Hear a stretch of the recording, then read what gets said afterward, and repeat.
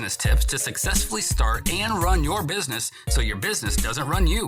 And more importantly, we provide personal development tools to create a better version of yourself to provide the solid foundation for your life and business to stand upon. This is the Biz Reveal, and I'm your host, Craig Sawyer. This week's episode is sponsored by Sawyer Health Solutions. Protecting what's important to you is what's important to us. Get your free health insurance quote at sawyerhealthsolutions.com/quote.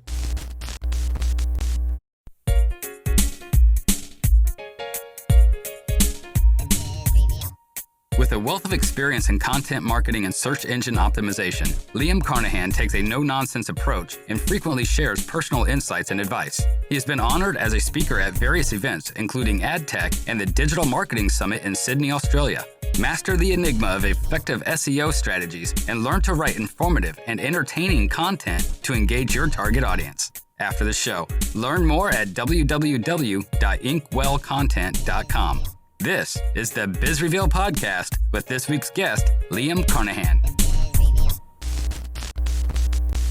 Well, if you think about it, anybody who's selling something or selling a service, their main goal is to find somebody who cares enough about that service to spend some money, right? That is the main goal of pretty much every business. So it doesn't matter how dry your topic is if you're talking to the right audience, because let's use that health insurance example.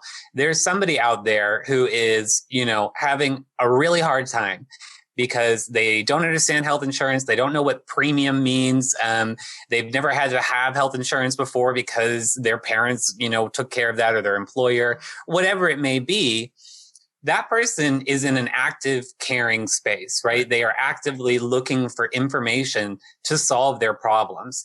And so if you write an article, 25 tips for your first year off of your parents' health insurance, you're going to grab that person's attention and have their attention and convince them that you know what their problems are. And by the way, you also have a solution. So your audience needs to be there first, right? So let's back up a step. So before we get into, how to write the headlines or how to write the article, things like that, how do we first get in front of the correct audience? First of all, finding the audience, and then secondly, getting that audience and being able to stay in front of them, like with, whether it be groups or, Facebook friends, or how do you do that? How do you find that audience, and then how do you get in front of them?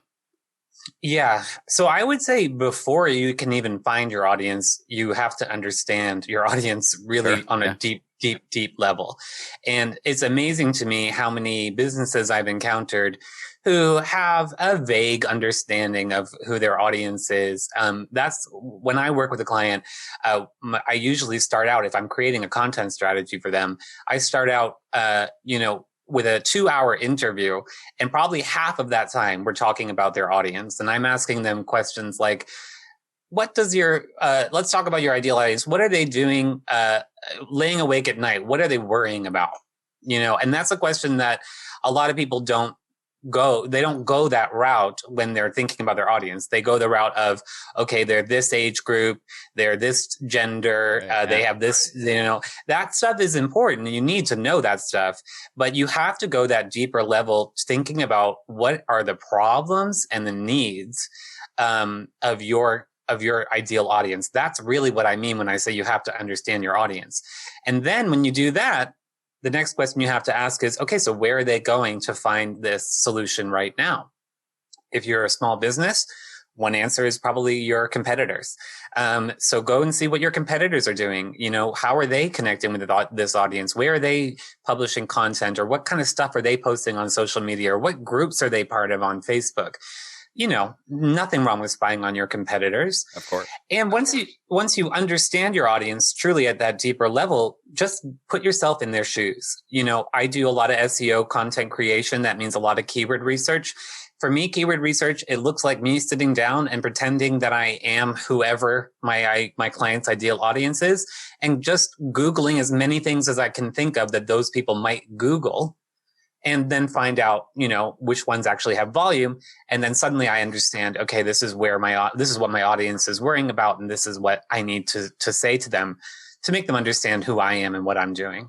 So it kind of just gives you the right angle to go towards. I mean, if you know what the problems are, now you know how you need to fix those problems. So it kind of gives you the right angle to do your marketing towards, to be able to fix the problems for the audience that you're in front of. Yeah, exactly. I mean, content marketing is all about solving a problem for someone. And that can mean a million different things depending on your business and your audience. And that is part one, is create the content that solves the problem. And then the next step is go out there and give it to the people. And there are so many ways to do that. I mean, I'm a huge advocate of SEO because that gets people coming to your website, but you can also be publishing on social media. You can be publishing third-party content on guest blogs where your audience is going. You can go onto your own LinkedIn and share your content in a meaningful way beyond just a simple link, and get that information out to people that way. So, the more you do it, the more content you create, and the more you talk, the more you are going to find out where your audience is and what resonates with them. Okay. So now we know the audience, right? Step 1, step 2, step 3, right? I got to break it down for me. Your audience. So you ask those questions, you get out there. And I've seen this done, I think, and maybe I didn't realize it when they were doing it, but now that you're talking about it and we're discussing it, I'm like, okay. Because sometimes I'll see where a business owner or an agent or independent contractor, whoever it is, maybe will get on Facebook and they'll have a question posted, right? They'll say, have you ever found yourself in this situation? What did you do? And it's a good way to get people to interact, first of all, into your content, or to your post. But it's also a good way to kind of learn what people are thinking and what problems they may have. Yeah.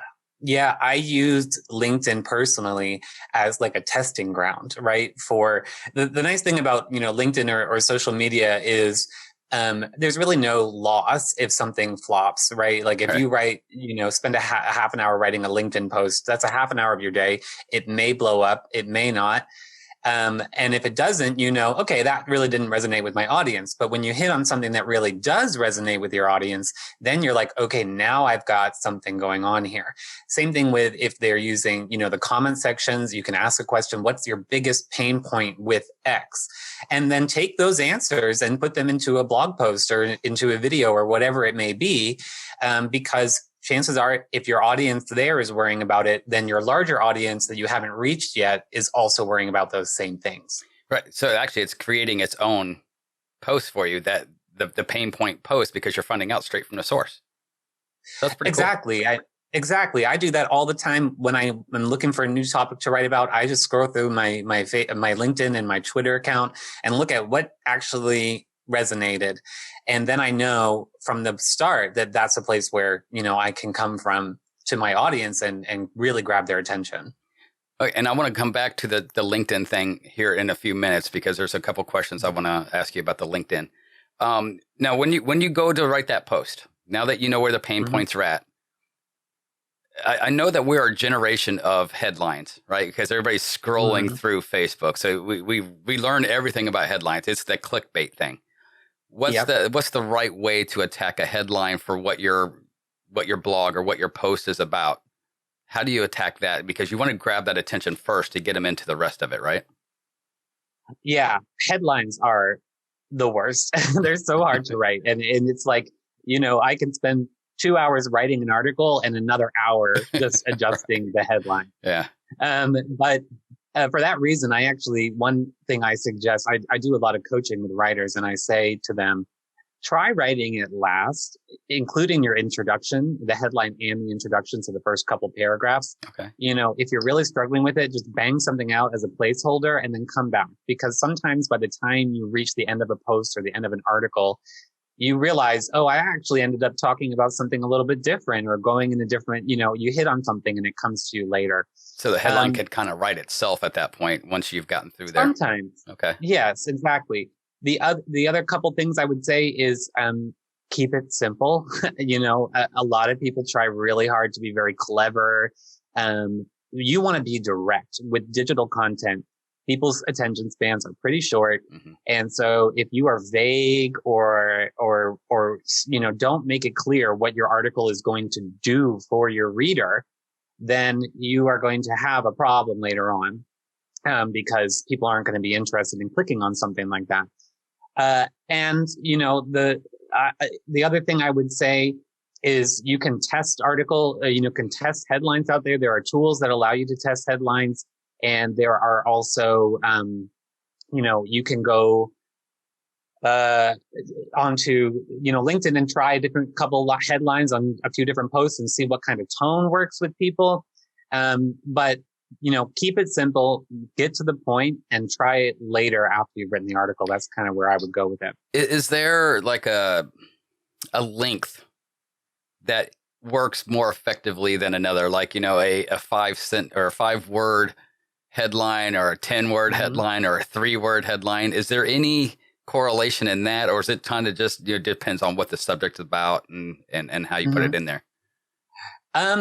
Really good question. Now we're going to get into the nerdy SEO stuff. All right, we like the nerdy SEO stuff. So basically, there is a limit because of what you title your page. Because if you use too many characters, when it appears in search, it will be cut off. Okay. So that is one thing to be considerate of. I'm going to say for a page title, 65 characters is kind of the cutoff point. But there is a difference between your page title and your headline. So you can have a title of your web page, something like 15 SEO tips. And then your headline can be a little bit longer, a little bit more engaging. So your headline can be something like 15 SEO tips that will change the way you think about search, or whatever it may be, to add that little extra oomph. So you can get a little bit more specific in the headline itself, but for the page, you want to bring it down to just a more of a generalization. Yeah, exactly. Okay. Yeah. So for page title, keep it short, because that's what's going to appear on Google when people search, like the big blue link. That's the page title. Okay. And you actually have to mark that off on your website as the title of the page, which you can usually do in the back end of anything, WordPress or whatever you use. But then when you write the article itself, it can have something a little bit more fun, still want to be direct, but using emotional words like, exciting words, big words that will grab people's attention. That does work as long as you don't overdo it. I mean, you can't, you don't want to say things like, 15 SEO tips that will change your life forever. Like, that's too much. But, be direct and put that value into your headline. Tell people, what are you going to get out of this article? 15 SEO tips.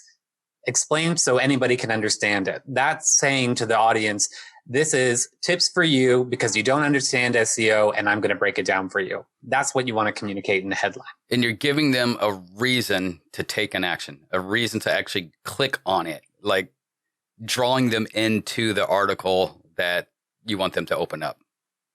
Yeah, I always say to my clients that I'm coaching, what you really want to do is write a headline that makes the reader go, hey, that's me. Or, he's talking to me, or she's talking to me, whoever, and say to themselves, I have to click on this because it is exactly what I was looking for. So that's why it's often easiest to write your title last, because then by the time you've written this whole post, you know exactly what value they're going to get out of it if they read the whole thing. And your headline should be a hook. Your headline should go, I'm going to hook you in right now, and then I'm going to deliver on what I told you I was going to deliver on. That's a good piece of content. Okay. And does it always have to necessarily be a direct relationship to what you do? Like, for example, if I work in health insurance, does that need to be about health insurance, or is it okay just to be about health stuff? Oh, it's totally okay to go outside of, what's only about your business. Okay. It's completely fine to do that. You do want to remain in the same world. You're talking to an audience. You don't want to trick them into, that's what clickbait really is. You get somebody onto your website and then you trick them by talking about something completely different. Right. That's not really what we're talking about here. Have fun with it. Creative content succeeds. And so, if there's a topic, so not health insurance, but I used to work for like a property insurance kind of company. And we talked about natural disasters, the history of natural disasters, great earthquakes and floods. kind of dark stuff, but interesting to me, interesting to people who are, thinking about, do I live in a floodland? What could happen? That was a way to connect with the audience and still have an opportunity somewhere in the content to say, by the way, if you are worried about floods, you might want to think about insurance. That's smart. And it also makes it a little bit more broad to bring a broader audience down and then kind of funnel it down into a more narrow one. Yes. Content is what is your funnel. So if you have a sales funnel, content is kind of like what pushes people down. It's like the gravity of the funnel. And so you do need content to slot in at every single part of your sales funnel, including the very tippy top where you're talking about really broad things, and the very bottom where you're basically saying, this is why you need to buy today or do this action today. Is there a length, like when you write, I don't know if you want to call it an article or a blog or a post, what you want to call it, but is there a length that's more appropriate than others? I mean, do you want to keep it super short and simple? Do you want to write a long article, somewhere in between? What's the magic bullet for that? Sure. So the only magic bullet I can talk about is in the realm of SEO. Okay. And what we know about SEO is that it seems long form content of 1,300 words or more performs best. Okay. So that is long content. I mean, for most of my clients who are really trying to do SEO, that's kind of a standard. We don't really write anything under 1,000. And sometimes I'll be writing articles up to 5,000 words. But that's only for SEO. And, content does way more than just that. So obviously, if you're writing content count, what you write on Twitter, that counts as content. And so you can't go more than 180 characters. Right. Sometimes you're writing a blog that's specifically to help someone with troubleshooting. And that blog should maybe only be 300 words because you have screenshots and videos throughout that are also explaining how it goes. So my advice is, don't go into any piece of content with word count in mind. Don't sit down and think, today I'm going to write a 750 word blog, because you might write it and realize that after 400 words, you're just filling in the same. I was going to say, you don't want to have a whole bunch of filler words in there. And as you mentioned before, the attention spans of people these days is, something like, I don't know, 0.01 seconds, right? So we want to keep it short enough to keep their attention. Yeah. Right. Or the reverse might happen. You might get to your 750 words and realize you've barely scratched the surface of the content, and it maybe needs to be a series or a white paper or whatever it may be. That was my next question. Can you just break it up into parts? Because you could take one subject that has 5 points, and you mentioned that before, where you have X tips, however many tips, let's say 10 tips to do this. You could actually not necessarily put all 10 tips in that one article, right? I mean, you can make maybe a real summarized article with all 10 tips, and then break those 10 tips down into 10 different articles and have each article on each tip a little bit longer and kind of spread it out. Well, yeah. So what you're talking about is content repurposing. Okay. And it is what smart content marketers do, because it saves you time and money. And it's not just breaking something down into, 10 different blog posts. But it's like finding a way to use one piece of content or one subject in a bunch of different ways. So for example, with me, I often will, interview someone, much like we're doing now, about a topic that relates to my industry, and I'll record that as a video, and then I will chop that video up into 5 different parts, and then write a blog article where that video goes in between. And then maybe at some point I'll turn something that person said into some quotes that I can post onto Twitter, and and then I'll write a meta post about my process of promoting this content on LinkedIn to show my audience that I know how to do this. So, when you write a piece of content, it's always best to think, how can I get the most mileage out of this and reach the most, some people like to read, some people like to watch videos, right. Some people like infographics. So the more formats you can put your content in, the more mileage you'll get out of it. And you're not just writing a piece of content and then forgetting that it exists at all. And how important is it to write your own content as opposed to, maybe copy and pasting an article and obviously giving credit to the original author is one. I mean, I would think that writing your own would be more effective just because it gives you the credibility of being the pro in your field. But is Is that also done as well, where you're kind of just repurposing somebody else's work and giving them the credit for it? No, let me be very clear. Never copy and paste anything on the internet onto your own website or your own content. The reason being, I mean, first of all, if you're giving credit, that's good, but Google hates that. Okay. And they have explicitly told us, we don't like when people copy, content, and you cannot do that. In fact, if you copy and paste something from somebody else's website, at the minimum, Google just will ignore it completely because it sees that there's another copy of it that has an older date and is the original piece, and it just ignores yours. So any SEO value of that piece is out the window. Got it. If you do it a bunch of times, Google will notice and punish you massively, meaning that all of your website will be set back. So do not do that. Now, that's not to say that you can't repurpose content or use other people's content for inspiration or quote people or reference people, but you want ownership over that content. The other example of creating content that's not necessarily yours is finding other people's content to collaborate with, or to, get your name mentioned in there, or a backlink to your website. That is somewhere where you might slot into somebody else's content, but you're doing it in a way that's completely transparent and not trying to steal or copy anybody else's work. How would that work in a similar fashion, where if you own a few different types of businesses, mm-hmm. maybe you've got 2 or 3 different types of businesses, and you've written an article for one on, one web page or one of your profiles on, Facebook or LinkedIn or whatever the case is, and you've kind of repurposed your own. Would it still work mm-hmm. the same way?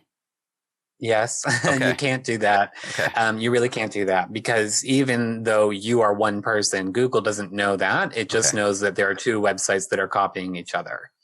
All right, so I guess sum it all up. Just don't copy anything. Just don't do it.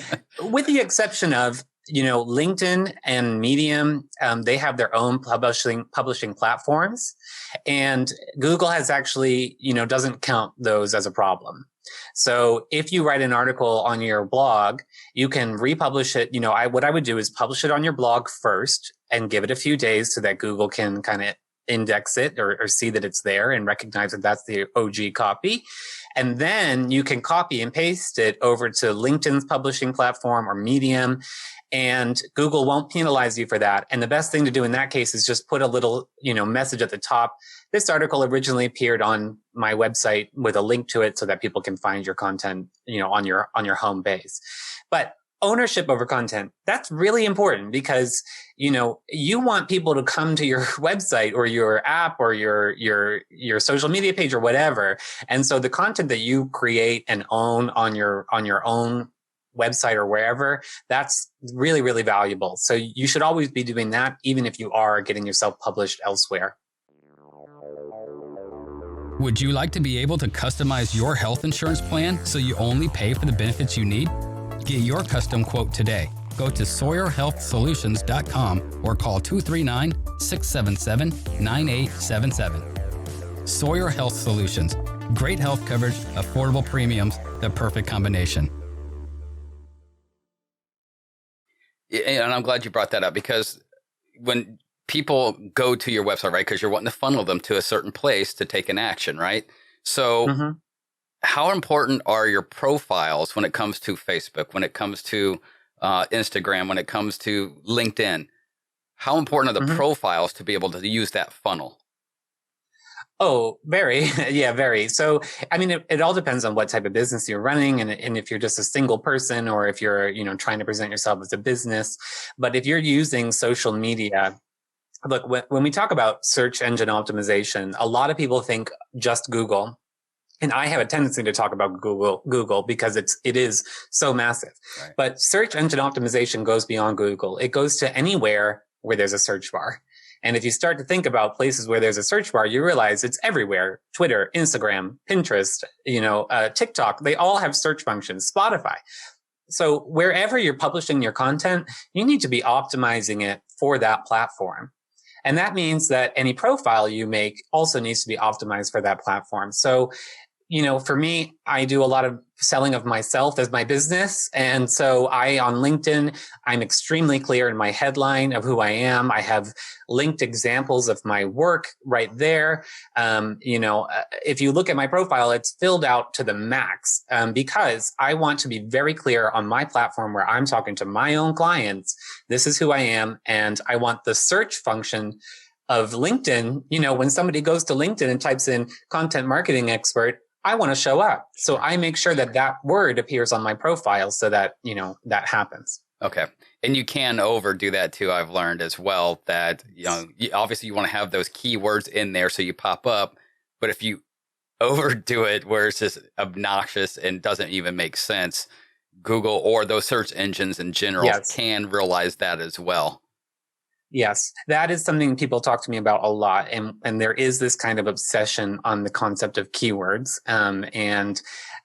My career started on what I would call a content farm, where we were basically like strapped to a desk and forced to write like 300 word articles a day that were stuffed to the gills with keywords. This was back in 2008. So that was like standard practice. The search engines have all gotten way more intelligent now, smarter, and they do not need you to stuff keywords in there. In fact, they don't want you to. And so, you don't ever want to go over the top, and you don't ever want to force a keyword in where it doesn't belong. People search differently than we write. So, I would go to Google and type in best content marketer Boston, and there might be 1 million people who search for that.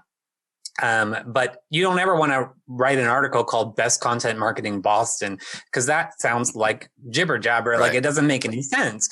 Google is smart enough to know that if you use the words content marketing and Boston throughout your article, and you use those words in your headline and your subheadings, Google is smart enough to know, okay, this article is about content marketing in Boston. You don't have to force these keywords anymore.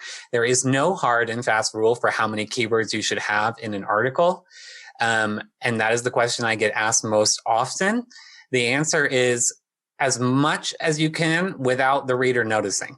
You don't want to turn off the reader because you're shoving keywords in where they don't belong. Just common sense.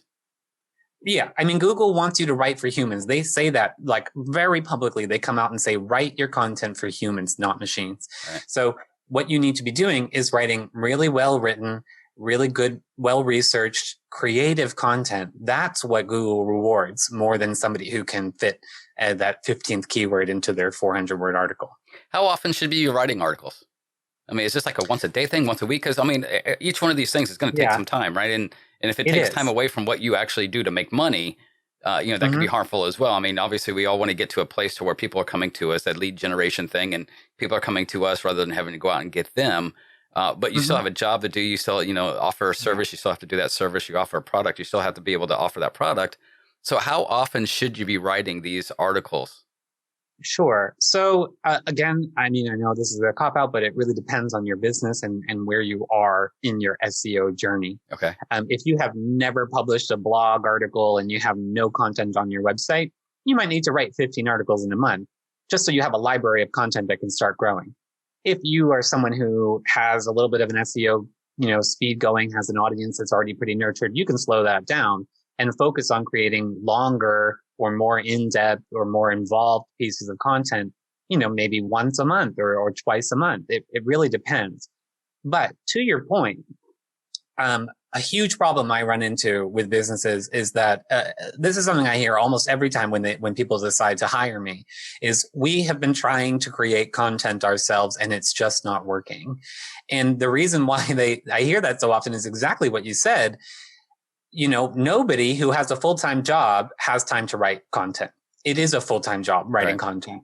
And that's why, most big businesses have a content team, if not at least one person who's dedicated to content. Now, for small businesses, it's not possible to do that, but it is possible to get help, either writing the content or editing the content or turning the content into a graphic, article or making a video out of the content.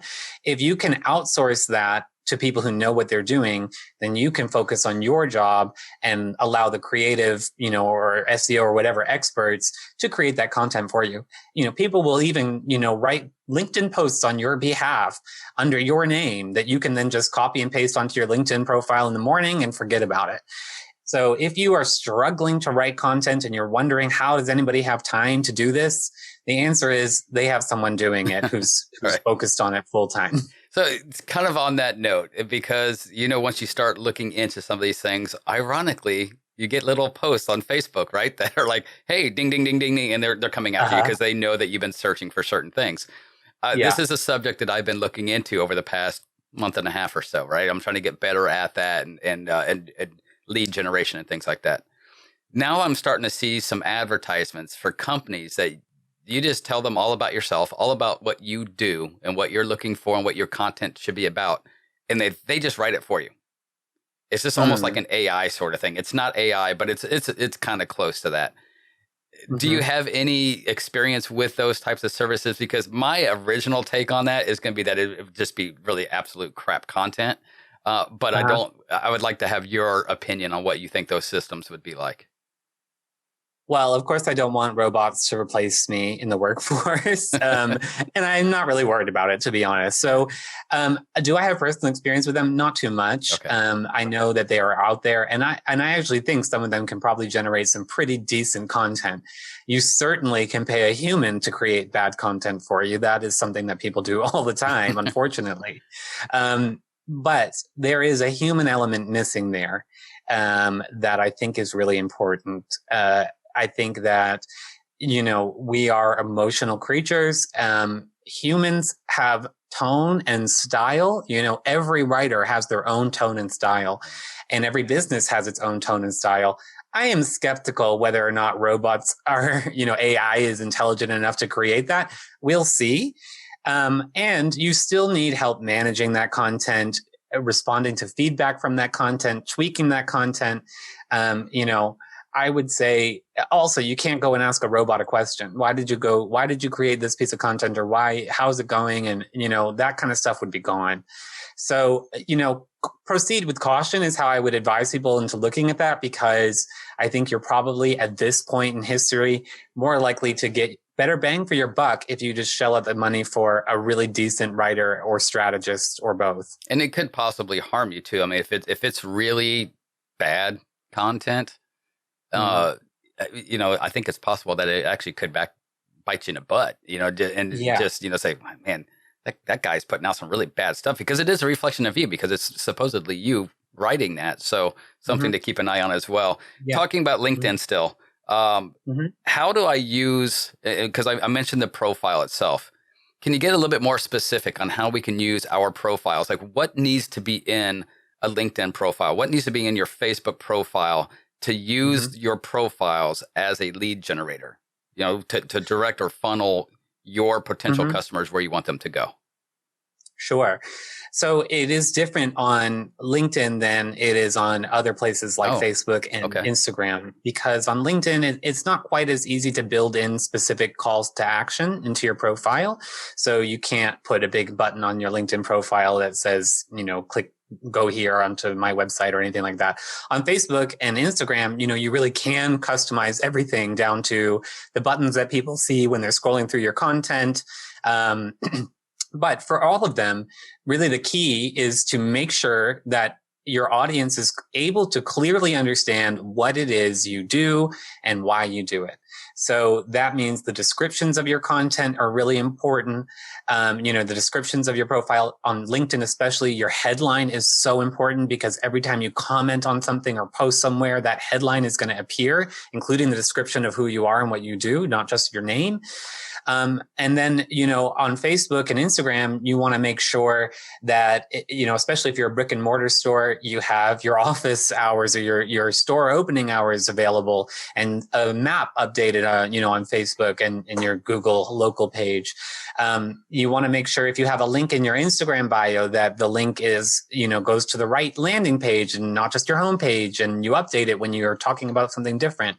So just making sure that the information that you have on your profile is as clear as possible and as useful as possible to people. That is how you're going to succeed with those elements. Let's go into, you mentioned links. So let me ask you about that a little bit. I have heard that when you use a link in a post on Facebook, that's a bad thing, because Facebook wants you to stay on Facebook. They don't want you offering links for people to get off of Facebook and go somewhere else, which makes sense. If you're Facebook, that makes sense, because they get the advertisers, so they want people to stay there. So is it true that you don't want to include a link in a post unless it's in a comment, as I've heard, that you actually want those links to be in your profile and create content on Facebook that generate enough interest that people are like, who is this guy? I like what he has to say. And then they click on your profile, and then you can put your links there. Is that how you want that to work? Yeah, it depends on how engaged your audience is. So if your audience is coming to your Facebook and looking out for your posts, and you have a really active audience on Facebook, posting the link right there is fine, because people are coming to you. But if you're trying to win at the algorithm of Facebook or LinkedIn, yes, you are correct. Links are bad. I know for sure on LinkedIn, this is something that people talk about a lot. And I practice this. I never put a link to my content on my page, or in my post rather. I put it in the first comment. So it works the same way on LinkedIn as it does on Facebook then?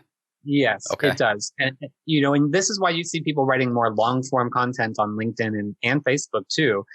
People write 400, or I think on LinkedIn, the maximum is 1,200 characters, 1,300 characters. Almost all of my posts, I hit the maximum, because it's easier for me to get that information in front of people than it is to get them to click on the link.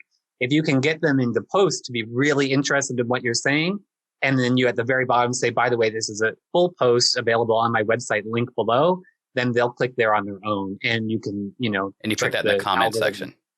Yeah, yeah, exactly. At the first comment. So I'll post a link. I'll post a post on LinkedIn. I'll write down at the bottom links in the comments, and then the very first comment right after I post it, I post the link. Okay. And one of the reasons I asked, because of course with the podcast, if I release a new episode, and I want everybody to know about the episode, but they got to know where to go, right? So like I find myself, posting the link in the post, which also creates, of course, the thumbnail that, they can just click on the big picture, the big thumbnail there, and it takes them straight to the YouTube channel, or straight to the app for the actual podcast itself. Yeah. It makes it simple, where it's just a one-click thing, and you want to make it simple for them. But if it's not helping me out as far as the SEO, or, how everything's working with the algorithms, I want to make sure that I'm working with that as well. So I want to make it easy for my folks who are following me to access these things, but at the same time, is it working against me? Well, what I would say in that case is you need to think of all of your digital presence as part of one environment, right? So even if they'd never click over to your website, but they hear you and like what you're posting on LinkedIn, and they recognize your name, and you're building that credibility. With content, everything is kind of a slow burn. So when what I would recommend for you in this case is make an audiogram, which is like a visual audio clip. It's like just, the little airwaves. Post like of the most 5 interesting minutes of the podcast. Post that onto LinkedIn, because LinkedIn loves when you publish content right on their platform. So, a video recording or an audio recording, they would love that if you posted that. And that's a little bit more for people to see than just an image and a link, right? They can actually listen to part of the podcast and hear that 5 minutes and think, well, I got to hear that whole conversation. And then they'll go over to your website or follow you on LinkedIn. So it's about the post. This is why it's not a good idea anyway to just post a link to something, because how many times do you scroll through, LinkedIn, and how many links do you see, and how many of them do you click on? You see a lot. You don't click on that many unless it's someone you already know and like. But if you're scrolling through LinkedIn and you see a 30-second clip, and you think, oh, I'll just listen to it, or even better, your autoplay is on, then that's instantly going to get their attention. And that's a bigger win than getting someone to click on a link, because now they've got your attention. They recognize who you are. You're in their head, and that's what you're trying to get with content, is in their head. Okay. And when it comes to like videos, pictures, let's use pictures for an example, because this can be a fairly big topic. When it comes to SEO, I know that SEO it's all about words, right? The right words, how often they're used, things like that, and it gets to the algorithms and directs people to your. You're going to be one of the first people that pop up in either Google or Bing or Yahoo, whatever the case is. Mm-hmm. How important are pictures, or maybe pictures and videos? Like, do those work with SEO as well? Yeah, they do. So right now, Google is not smart enough to know what an image is of, but it is smart enough to know that you have an image in your content. Okay. And there's something, we're going back into the nerdy weeds here, but the alt description of the photos that you post, that is useful for two reasons. So anytime you post a photo on your backend, you can write an alt description. And that should be used not only to describe what's in the image for Google, but also for people who are, visually impaired. And, that's actually used to help them understand what images are on there. Same thing with videos. You have alt text, you have meta descriptions for those, and filling that out, that is a really important way to tell Google, okay, this is what this video is about. This is what this image is of. And Google likes that. So Google likes when it sees what we call content diversity, that you have, an image or video in your content.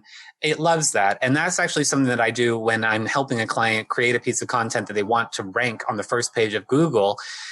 I look at who's currently ranking on the first page and why.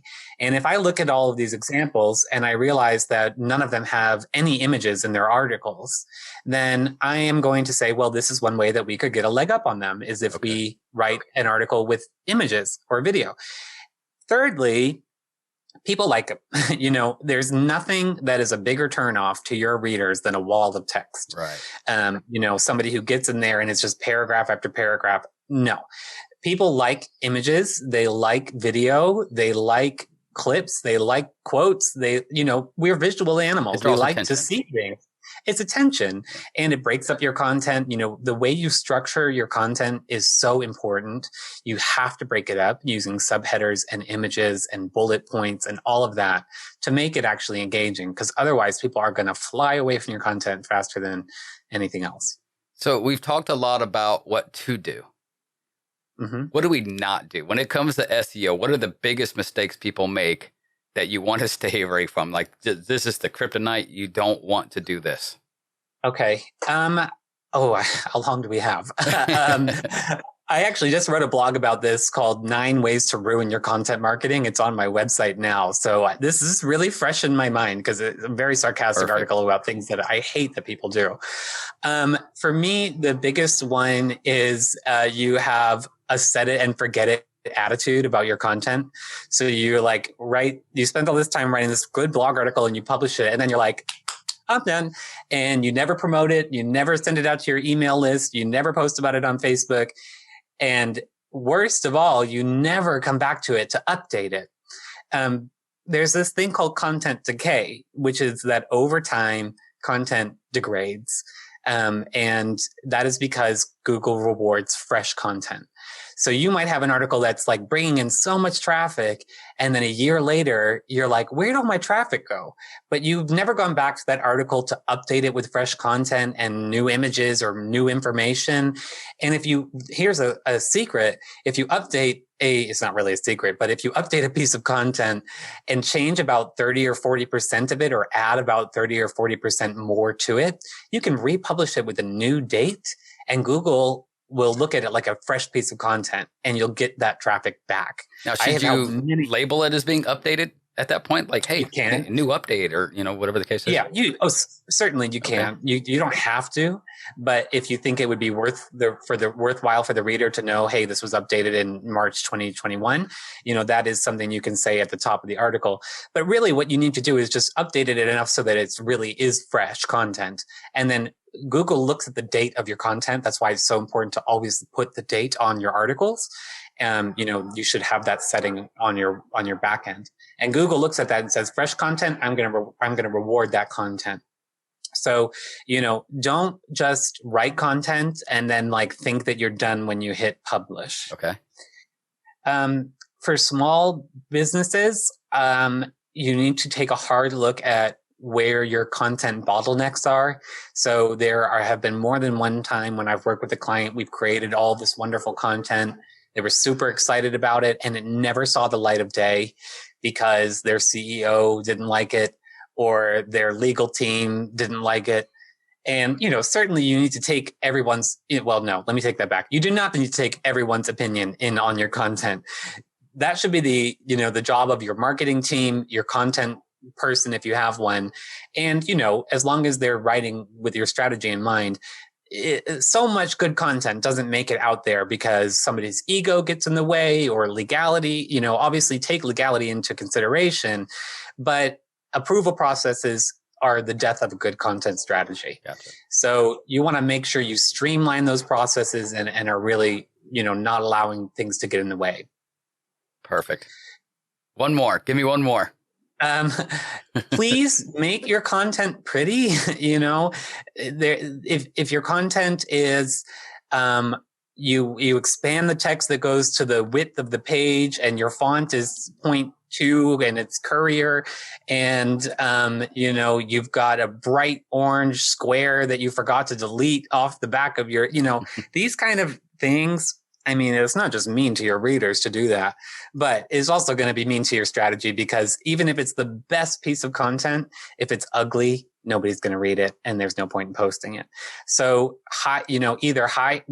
use an easy uploading system, like WordPress is pretty easy. I use Elementor on top of WordPress to make my blogs really pretty, or a developer who knows what they're doing. But if you look at a piece of content and your eyes are hurting, you need to rethink how it That's looks. A good indicator. If you wouldn't read your own work, that might be a sign. Yes. Gotcha. Yeah. Aesthetics matter. Liam, that's our time today, man. Thank you so much. There's so much useful information in there. And I know you've got probably 10 times more hidden in that head of yours. So we might have to redo another episode here sometime soon to get to the deeper parts here. But if you wouldn't mind, take a minute or two here to let the listeners know how they can reach out to you. You do this for a living. You do this for money as well. And let them know how you can benefit them and where they can go to get you. Yeah, sure. So my business is named Inkwell Content. That's INKWELL. And if you go to inkwellcontent.com, you'll find me and learn everything about me. But basically, my job is to help businesses and individuals harness the power of creative, optimized content. And so if you are a business who's thinking, gosh, I just wish more people would come to my website, or I don't know why, but there's just no traffic coming in, or why doesn't my audience understand what we do, or how can I connect with this group of people that I really want to reach? That's where I come in. And, for some businesses, I will build a full strategy for them from start to finish, do all the research about their audience. Other people have already done that part and they just want somebody to write some freaking good content that they don't have to edit. That's me. I also do training, for if you have a content team that doesn't know how to do SEO, or you just want somebody consultancy wise to come in and look at your content and assess it. This is all my realm. And I give away tons of free information. So you can always connect with me on LinkedIn. My name is Liam Carnahan, Liam like Liam Neeson, and Carnahan is C-A-R-N. And, you can connect with me on LinkedIn, follow me on Twitter, sign up for my mailing list if you want. I send out tons of free resources and my insights all day, every day, because like you said, I could talk about this forever. It's good to see somebody who's passionate about it because it is such a deep subject. There's a lot to it. And there's a lot that sometimes somebody like me, you don't know what you don't know. And so sometimes it's hard to come up with questions because you don't know it exists. So speaking with you kind of brings some of that stuff out. So thank you so much for spending the time with us today. I'm sure we'll be talking again very, very soon. But Great. Again, thanks for joining us, man. I really appreciate it. It was a good time. Thank you, Craig. I had such a good time. Thanks for inviting me. Thank you for joining us this week. Go to our website at thebizreveal.com to catch all of our past episodes. We're available on all podcast apps, or you can watch any of our episodes on the Biz Reveal YouTube channel. I'm Craig Sawyer, and this is the Biz Reveal. Till next time.